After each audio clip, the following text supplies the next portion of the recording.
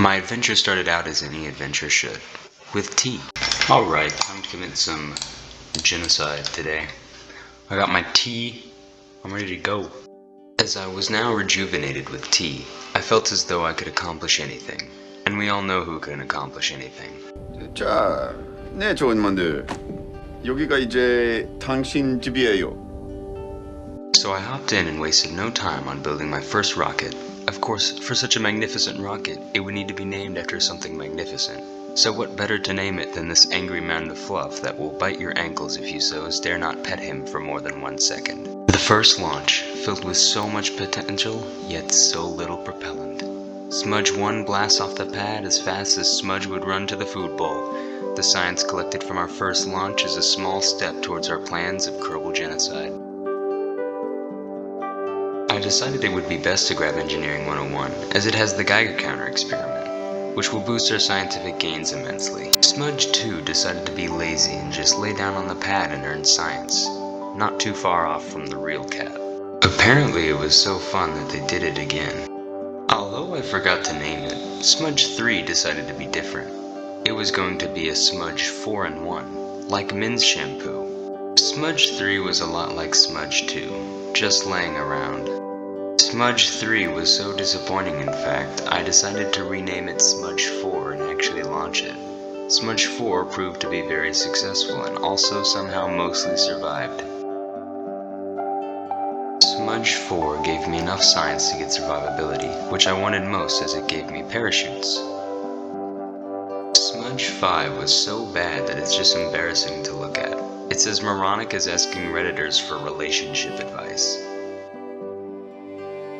It was a big fat waste of taxpayers' dollars, but really that's more of a good thing because we love exploiting the people of Kerbin.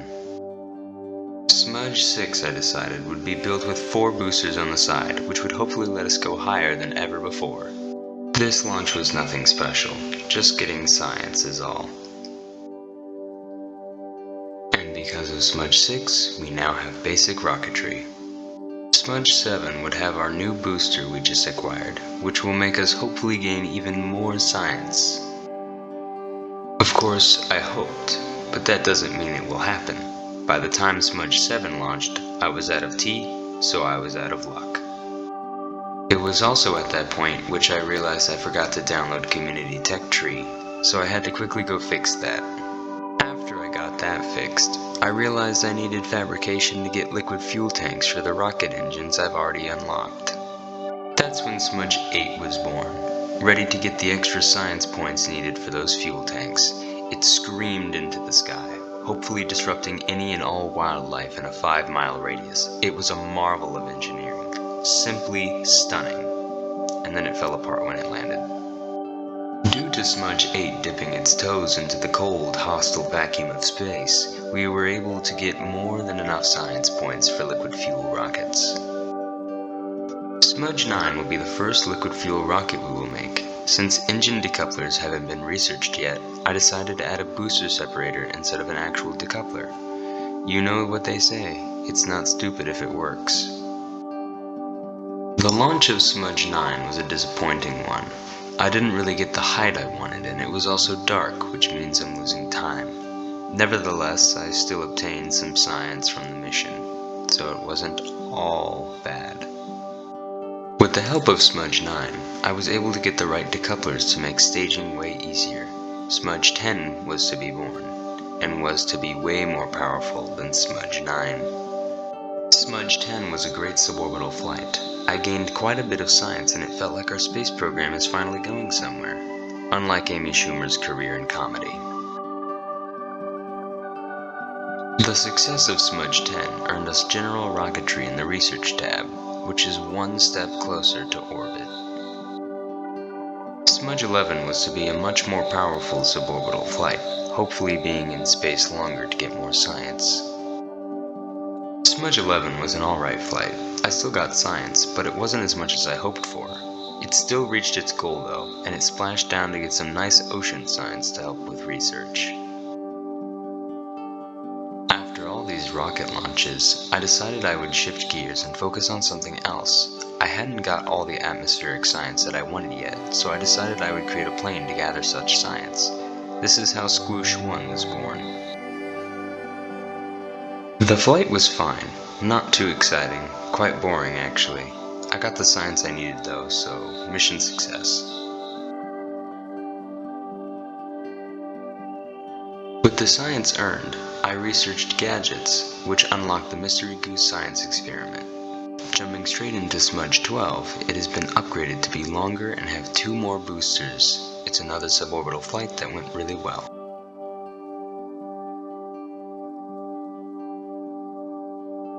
For Smudge 13, I decided to do away with those pesky solid fuel boosters to make my own liquid fuel boosters, hoping it would add more thrust and velocity. I wasn't planning on getting into orbit this launch, but I realized I could, so I did.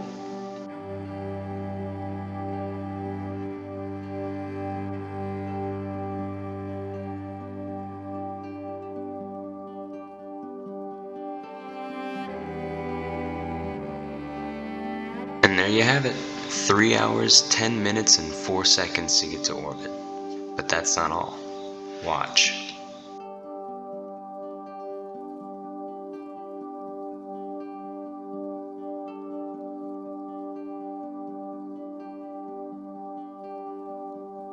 And at 4 hours, 13 minutes, and 19 seconds, I've completed probe return from orbit. That's 2 birds with 1 very large stone. I then decided that I would get stability, as it has a nice probe core, better than the one I currently use. Alright, I know you're tired of the Smudge rockets. I am too. That's why now, we're gonna make a new line of rockets. And of course, they'll be named after Pickles, who will attack anything as long as it dangles. Pickles 1 didn't go so well, as I had used probably the worst boosters possible, so it ended up not having enough thrust to go up. With the disaster that was Pickles 1, I made sure there was enough thrust for Pickles 2. Pickles 2 was a huge success. There was just enough thrust for orbit and it was able to stay up as long as it needed. And then I aimed to land at the South Pole to get some extra science. It really was a great mission.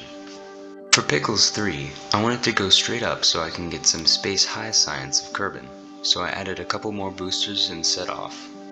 Pickles 3 went perfect. I went up to where I needed to be, got the science, and then went back down. I was just under the heat threshold and barely survived re-entry, but I did it and I got quite a bit of science. Thanks to Pickles 3, we were able to get basic science, which has unlocked several experience to earn even more science. I thank you all for watching, but this is all I've accomplished for now. So see you next week. Bye.